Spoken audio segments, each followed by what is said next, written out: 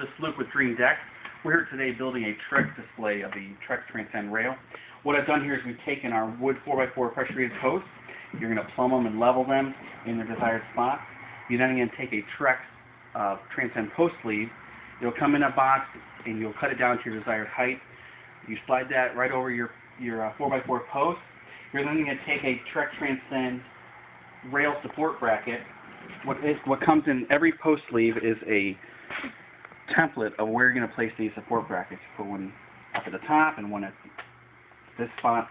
You're going to place it, pre-drill it, and then you take the screws that are provided, fasten those. There'll be all four of them. You fasten into this post, and then you take your rail sections, your top and bottom. You're going to cut those to the space between the posts. Trex like taking a 16th off each edge.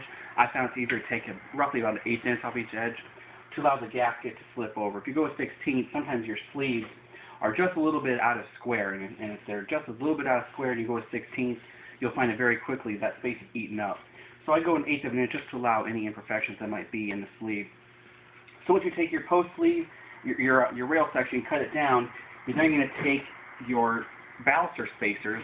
You need to cut those to length, but you need to make sure you're cutting them correctly so that the baluster spacing is equal on both ends.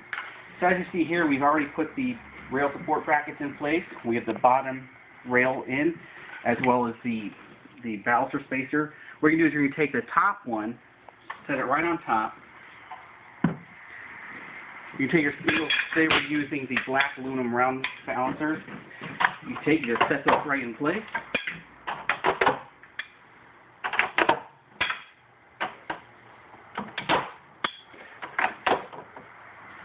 And then you can take your top rail. Top rail will set on top of the rail support brackets that you've already fastened. Make sure your balusters are inside that channel in there.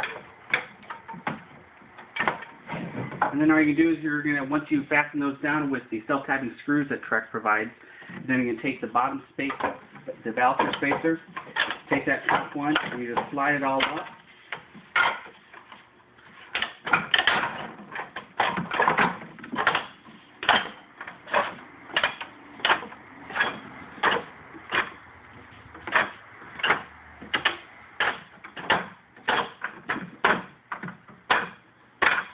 Once that's at the top, you'll snap that in place.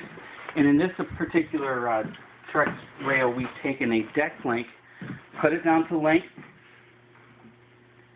As you see, we've mitered our inside corners to a 45.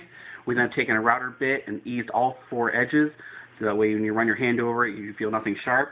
This will then be placed over on top, and then you're going to take a screw. I jumped a step there with the baluster spacer, but you're going to take the screws that are provided by Trex and run up through the rail section into your top deck plank, which will be the top of your rail system. So this kind of is a brief description of how we do our Transcend rails. Hope you enjoy.